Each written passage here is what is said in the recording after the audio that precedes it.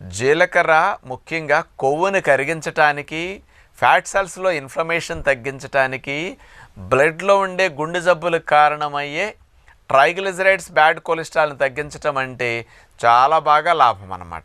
Obesity ఉన్న వారికి 3 సమస్యలు ఎక్కువ ఉంటాయి: డయాబెటీస్, గుండె కొలెస్ట్రాల్ సంబంధమైన విషయాలు, ఫ్యాట్ ఎక్కువ డిపాజిట్ అవ్వటం, ఇన్ఫ్లమేషన్ రావటం, లేకపోతే ఇన్సులిన్ రెసిస్టెన్స్ అనేది.